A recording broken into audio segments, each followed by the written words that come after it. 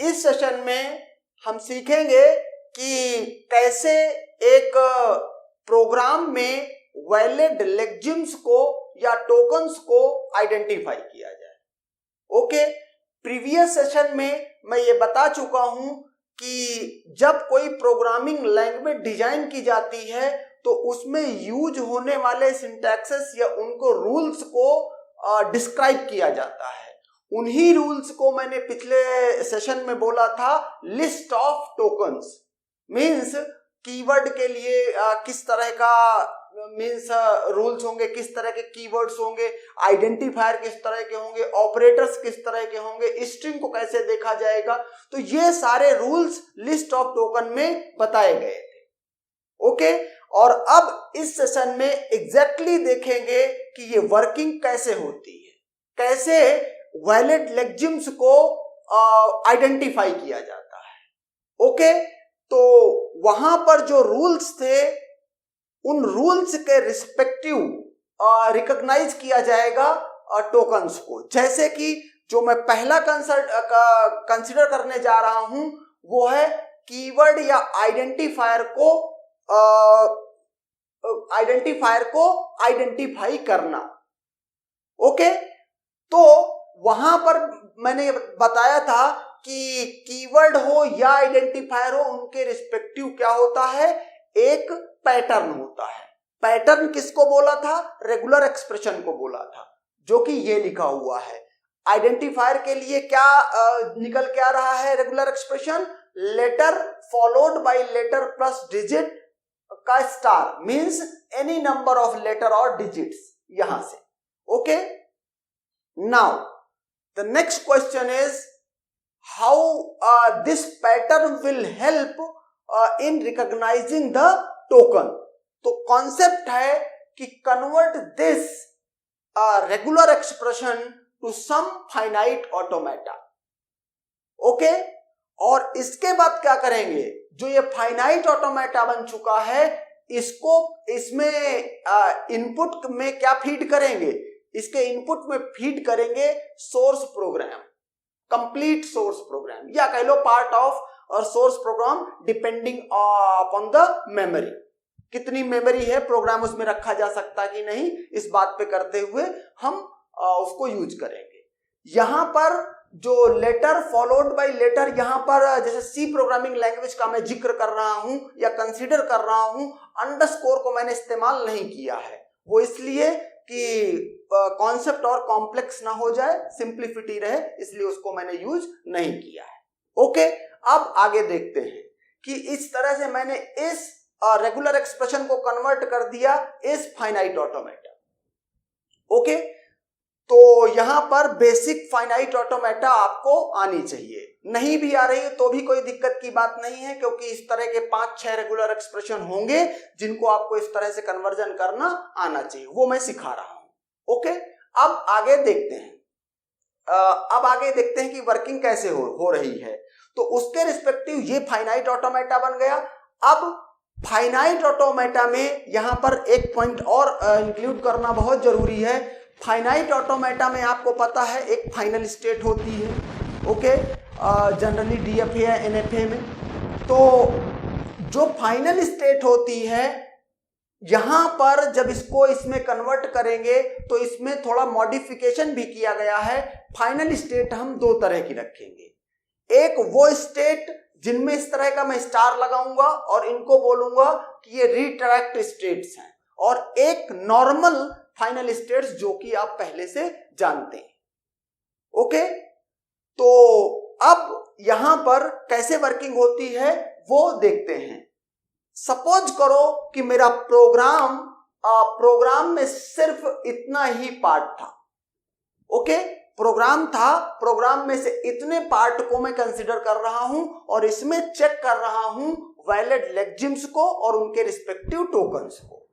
तो क्या किया जाएगा, इसको आइडेंटिफाई करने के लिए मुझे नीड पड़ेगी एक इनपुट बफर की।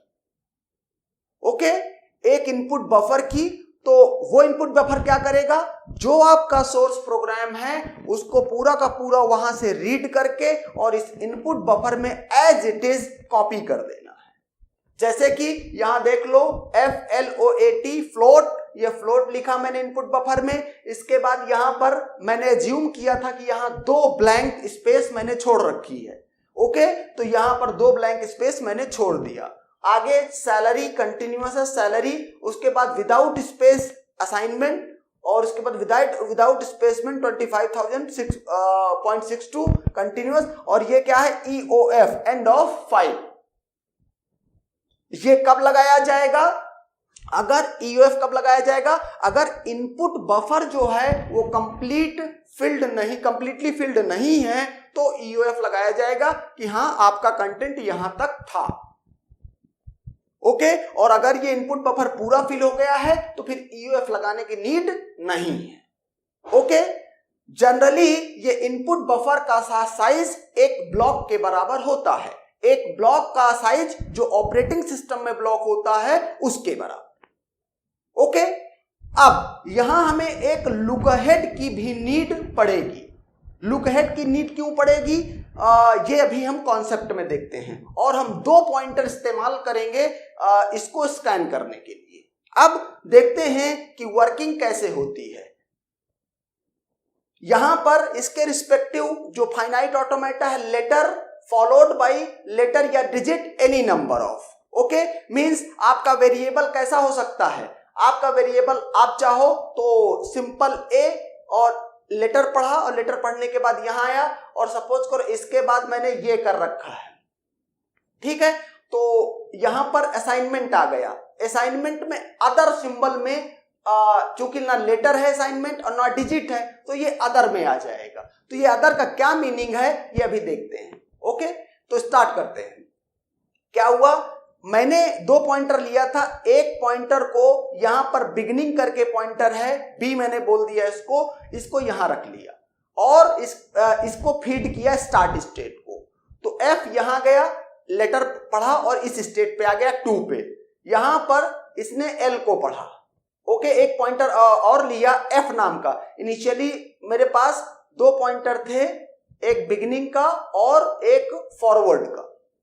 ओके, तो इनिशियली दोनों एक को पॉइंट कर रहे थे, फिर मैंने क्या किया, फॉरवर्ड पॉइंटर को आगे बढ़ा दिया। यहां पर था मैं, इसने क्या पढ़ा, अगेन लेटर पढ़ा, तो ये सेकंड स्टेट पर ही मूव कर गया। ओके, देन अगेन मूव किया इसको, लेटर था ये फिर यहीं पर मूव कर गया, स्टेट 2 ही है अभी। यहां पर पहुंचा फॉरवर्ड पॉइंटर, और अभी भी लेटर है तो यहीं पर मूव कर गया, और इसके बाद यहां पे आया फॉरवर्ड और यहीं पर मूव कर गया। ओके, अब देखना यहां पर आगे बढ़ेगा फॉरवर्ड, इस जगह पे बढ़ेगा, मींस फॉरवर्ड अब कहां पहुंच चुका है, फॉरवर्ड यहां पे पहुंच चुका है ब्लैंक पे। अब देखना यहां क्या कहता है, अगर लेटर हो या डिजिट हो, अभी स्टेट सेकंड पे है और पढ़ा है क्या, ब्लैंक, तो यहां पर क्या कहता है कि अदर देन, अगर बोलता है अदर देन लेटर और डिजिट, अगर जो करंट में पढ़ा गया सिंबल ना ही लेटर है ना ही डिजिट है, नॉट लेटर और डिजिट, तो कहता है वो अदर है। और अगर अदर है तो इसका मतलब उसको फाइनल स्टेट पे पहुंचा देना है। ओके, फाइनल स्टेट पर पहुंच गया, इसको पढ़ने के बाद फाइनल स्टेट पे पहुंच गया। अब क्या करते हैं, ये जो फॉरवर्ड पॉइंटर है इसको एक सेल लेफ्ट में शिफ्ट कर देते हैं। मींस ये क्या करेगा, अब यहां पर फॉरवर्ड पॉइंटर पॉइंट कर रहा है। क्या करेंगे, बिगिनिंग से लेकर के F तक एक वैलिड लेक्जिम है, B से लेकर F तक एक वैलिड लेक्जिम है, FLOAT। ओके, तो अब यहां पर एक कॉन्सेप्ट और इंट्रोड्यूस होता है, यहां पर एक कॉन्सेप्ट और इंट्रोड्यूस होता है अब कि FLOAT, अगर FLOAT को देखें तो ये कीवर्ड है। ओके, तो कीवर्ड को और आइडेंटिफायर को इंप्लीमेंट करने के 2 तरीके हैं, या तो कीवर्ड को और आइडेंटिफायर दोनों को सेपरेट इंप्लीमेंट करो, दोनों का सेपरेट ट्रांजिशन डायग्राम बनाओ, और या तो दोनों का ट्रांजिशन डायग्राम एक ही बनाओ जैसा कि मैंने बनाया है। ओके, अगर एक ही बनाया है दोनों के लिए ट्रांजिशन डायग्राम, तो दोनों को कैसे डिफरेंशिएट करेंगे कि कौन सा कीवर्ड है और कौन सा आइडेंटिफायर है। ओके, लाइक FLOAT, जैसे ही यहां T तक पढ़ा, ब्लैंक सिंबल आया, तो इसने कहा, इसने इसको फाइनल स्टेट में पहुंचा दिया। फाइनल स्टेट में पहुंचा दिया, इसका मतलब F से लेकर T तक आपने पढ़ा है वो एक वैलिड लेक्जिम है। ओके, वैलिड लेक्जिम है। वैलिड लेक्जिम है इट मींस कि उसके रिस्पेक्टिव एक टोकन जनरेट होना चाहिए, और टोकन चूंकि FLOAT एक कीवर्ड है, इसलिए टोकन क्या जनरेट होना चाहिए? टोकन जनरेट होना चाहिए keyword. Okay, but how means the system will decide that is whether it is keyword और आइडेंटिफायर। तो जो हम इंप्लीमेंटेशन कर रहे हैं उसमें कीवर्ड और आइडेंटिफायर को एक ही ट्रांजिशन डायग्राम से इंप्लीमेंट कर रहे हैं, पहला पॉइंट। ओके, अब कैसे आइडेंटिफाई करेंगे? तो कहता है जितने भी कीवर्ड हैं सी प्रोग्रामिंग लैंग्वेज में, उनको पहले ही स्टोर करा दो सिंबल टेबल। जैसे ही ये आइडेंटिफाई हो जाता है, एक आप बोलते हो कि ये एक वैलिड लेक्जिम है, तो इसको क्या करो, अगर कीवर्ड और आइडेंटिफायर के केस का आउटपुट आ रहा है तो उसको तुरंत सिंबल टेबल में सर्च करा लो कि क्या ये पर्टिकुलर FLOAT और उसके आगे कीवर्ड भी लिखा हुआ स्टोर है ऑलरेडी। अगर स्टोर्ड है तो उसकी एक पर्टिकुलर फील्ड को देख लो कि क्या वो कीवर्ड है। ओके, अगर आंसर यस आता है तो इसको क्या कर देना है, आपको कीवर्ड रिटर्न करा देना। ओके, अच्छा, यहां पर जैसे इस स्टेट पे आ गया तो रिटर्न टोकन। अब जब ये टोकन रिटर्न करता है तो एक्चुअल में जो टोकन होता है उसमें दो चीज होती हैं। टोकन हो, यहां पर टोकन रिटर्न हो रहा है, लेकिन टोकन में दो चीज होती हैं। एक होता है क्या, टोकन नेम, और दूसरा चीज होती है एट्रीब्यूट वैल्यू। ओके, और ये एट्रीब्यूट वैल्यू है, ये फील्ड ऑप्शनल है, किसी में हो सकती है और किसी में नहीं हो सकती है। ओके, जैसे कीवर्ड के केस में है तो कीवर्ड के केस में टोकन नेम कीवर्ड होगा और एट्रीब्यूट वैल्यू कुछ भी जनरली नहीं बताई जाएगी। ओके, अब आगे कॉन्सेप्ट देखते हैं। यहां पर अगला कॉन्सेप्ट वो भी बहुत इंपॉर्टेंट है। वो क्या कि अभी आप आ चुके थे, यहां पर क्या था, ब्लैंक। ऐसा मीन्स क्यों हुआ कि आपने इस ब्लैंक को अपनी लेक्जिम में, वैलिड लेक्जिम में इंक्लूड नहीं किया। तो कहता हाउ टू सिलेक्ट लेक्जिम और वैलिड वर्ड। कहता longest prefix of the input that matches one of the pattern. तो यहां पर लॉन्गेस्ट प्रीफिक्स है। लॉन्गेस्ट प्रीफिक्स क्यों बोल रहा है? क्योंकि इनपुट को पढ़ते हुए आप कहां तक आ गए थे, ये ब्लैंक तक आ गए थे। ब्लैंक एक कैरेक्टर है, तो स्ट्रिंग पूरी यहां से लेकर के यहां तक की थी, लेकिन इसका आपने क्या किया है, प्रीफिक्स, आपने इसका प्रीफिक्स लॉन्गेस्ट प्रीफिक्स को सिलेक्ट किया है। तो लॉन्गेस्ट प्रीफिक्स F से लेकर T तक था, और वो आपका ये जो फाइनाइट ऑटोमेटा है वो इस तरह का होता है, वो ऑटोमेटिकली लॉन्गेस्ट प्रीफिक्स को ही सिलेक्ट करेगा। ओके, तो इस तरीके से हम आगे बढ़ते हैं। तो इस तरीके जब जैसे इसने यहां से यहां तक को रीड करके रिटर्न करा दिया, अब क्या करेगा, फॉरवर्ड पॉइंटर को आगे बढ़ा देगा, और ये बिगिनिंग भी यहीं से आ जाएगी, बिगिनिंग भी यहीं से स्टार्ट हो जाएगी। फॉरवर्ड पॉइंटर फिर से आगे स्कैन करना शुरू कर देगा। यहां स्कैन करके पाएगा कि ये क्या है, ब्लैंक है। इसको भी पाएगा कि ये भी क्या है, ब्लैंक है। ब्लैंक के लिए भी फाइनाइट ऑटोमेटा होता है। ओके, इनको आइडेंटिफाई करेगा कि ये ब्लैंक है और इनको स्किप कर देगा, जैसा कि लेक्सिकल एनालाइजर करता है। वो क्या करता है, इसको आइडेंटिफाई करता है कि व्हाइट स्पेस कैरेक्टर्स हैं क्या, इनको स्ट्रिप ऑफ कर देता है या इग्नोर कर देता है, और फिर यहां पर पहुंचेगा। बिगिनिंग यहां पे होगा और स्टार्टिंग में फॉरवर्ड पॉइंटर भी यहां होगा।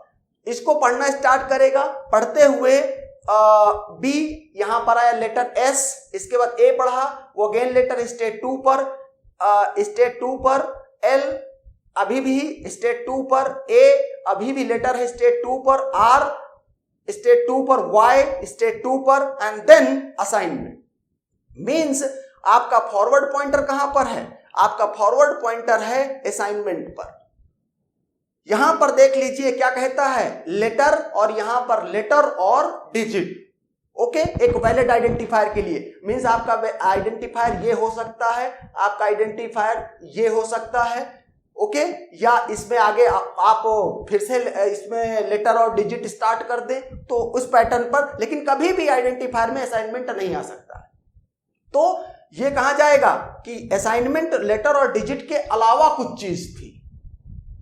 ओके, अब यहां से एक कॉन्सेप्ट आपको और समझना पड़ेगा कि ये लुक हेड क्या है। ये लुक हेड वही है कि आपका जो आइडेंटिफायर था वो सिर्फ यहां तक था। क्यों? क्योंकि y लेटर मिलेगा तो स्टेट 2 पर है, जैसे ही इसको असाइनमेंट को पढ़ेगा वैसे ही वो अदर होगा। और ये क्या कहता है, must retract the input 1 position. इसका मतलब रिट्रैक्ट द इनपुट मींस जो ये चीज पढ़ी हुई है 1 पोजीशन रिट्रैक्ट करना है, मींस फॉरवर्ड पॉइंटर को यहां पर कर देना है, और इसको अभी फिलहाल प्रीवियस लेक्जिम के लिए इसको इग्नोर कर देना है। इसीलिए उसको लुक हेड की नीड पड़ रही थी कि पूरे टोकन को आइडेंटिफाई करने के लिए longest prefix of the input, इसको मैच कराने के लिए आपको 1 इनपुट या 2 इनपुट अहेड पढ़ने पड़ रहे थे। ओके, तो जैसे जनरली 1 इनपुट अहेड पढ़ेंगे तो आपका काम होगा। तो यहां पर असाइनमेंट पढ़ा तो इसने क्या कहा, यहां 3rd स्टेट पे लेके आ गया जो कि फाइनल स्टेट थी। तो उसने क्या कहा, इसके पीछे का जो ये पढ़ चुके हैं इनपुट, ये एक वैलिड टोकन है, और ये वैलिड टोकन इसको तुरंत सिंबल टेबल में सर्च करेगा कि क्या ये ऑलरेडी स्टोर्ड है और ये कीवर्ड है। ओके, तो चेक करेगा तो ये उसमें ऑलरेडी स्टोर्ड नहीं, ऐसा भी हो सकता है कि नहीं मिला और ऐसा भी हो सकता है कि मिल गया। ओके, पहले मैं बात करता हूं कि ये नहीं मिला। अगर नहीं मिला ये ऑलरेडी स्टोर्ड में, तो क्या करेगा, सैलरी को कहेगा कि ये एक आइडेंटिफायर है, चूंकि सिंबल टेबल में ऑलरेडी स्टोर्ड नहीं मिला। ओके, और इसके रिस्पेक्टिव क्या करेगा, यहां जनरेट करेगा टोकन नेम आइडेंटिफायर, और इसके रिस्पेक्टिव एट्रीब्यूट वैल्यू क्या होगी, position in the symbol table where this entry will be inserted. इस सैलरी के रिस्पेक्टिव जो पूरी एक रो बनेगी उसके बिगिनिंग का पॉइंटर वो रिटर्न कर देगा पार्सर को, क्योंकि पार्सर पैरेलल में पार्स भी कर रहा है। ओके, और सपोज करो कि सैलरी ऑलरेडी वहां प्रेजेंट है सिंबल टेबल में, तो उस केस में क्या कहेगा कि क्या ये कीवर्ड है। तो अगर आंसर आता है कीवर्ड है तो फिर तो ये कीवर्ड है, लेकिन अगर ये आंसर आता है ये कीवर्ड नहीं है, मींस स्टोर तो है लेकिन उसके आगे कीवर्ड नहीं लिखा हुआ है, तो मींस ये आइडेंटिफायर है। तो एक ही ट्रांजिशन डायग्राम से हमने दोनों को आइडेंटिफाई कर लिया। ओके, तो इस तरीके से ये इसका कॉन्सेप्ट है। अगर आगे देखें तो सैलरी को आइडेंटिफाई कर लिया, उसके बाद आगे देखेंगे क्योंकि ये कीवर्ड और आइडेंटिफायर को आइडेंटिफाई करना था तो मैं इसको यहीं पर रोकूंगा। Okay, and that's done.